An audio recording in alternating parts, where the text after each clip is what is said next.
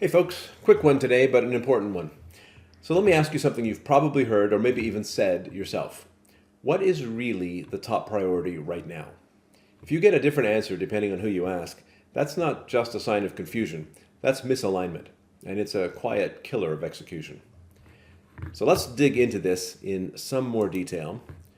Popping this up here, and let's look at this.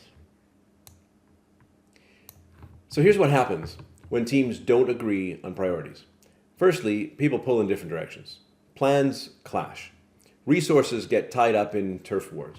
And even though everybody's working hard, progress tends to slow down to a crawl. And you've probably seen the symptoms. Planning meetings that feel more like political debates. Different teams with totally different takes on what matters the most. And duplicate efforts, or worse, teams unintentionally undermining each other. And all of it comes down to one thing. There's no shared, visible, credible source of truth about what actually matters. So how do you fix it? Well, let's walk through a simple 4-step playbook. Step 1 is to create a strategic priority one-pager.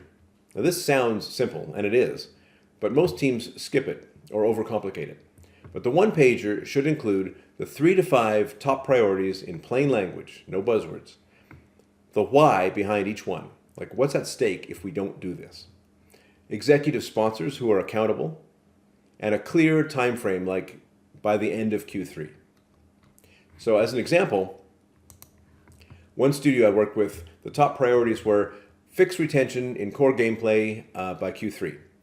Ship closed beta with 500 users by September the 15th. Stabilize build pipeline, which is an ongoing exercise owned by the technical director. This gave the teams a compass. There's no fluff, there's no ambiguity. Step 2, make it real. Dropping the doc in Slack and calling it done just doesn't cut it. You've got to actively roll it out. So for instance, that might mean hosting a 30-minute org-wide rollout meeting explaining the what and the why. And then reference it in project kickoffs. And bring it up in exec syncs and all hands meetings. So for example, a product director I coached presented the one-pager during a Monday team call. She made each executive sponsor say a few words about their team, about their item, and that buy-in is what made it real. And it showed teams that this wasn't just another document. Step 3, bake it into the rhythm. So to move from just document to full-on operating system, embed the priorities into your daily rituals. So in stand-ups, what priority is your work advancing today? In sprint planning, does this backlog item map to a stated priority? And in roadmap discussions, are we investing in the things that we said we would? So for example, one studio color-coded their Jira board to match priorities from the one-pager. If you couldn't assign your ticket to a top priority, it got flagged. And it changed the conversation from what's your pet feature to what advances the mission. And then step 4, use it to drive consistency. And this is where the magic comes in, decision consistency. Instead of hearing, I think this is important, you hear, this lines up with priority number 2, let's do it. Or, this doesn't match any priority, let's defer it. And an example of this is a live ops team that was about to greenlight a cosmetic feature until someone said, hey, wait a minute, does this help us hit our Q3 goal of raising average revenue per user through feature bundles? And it didn't. So they tabled it.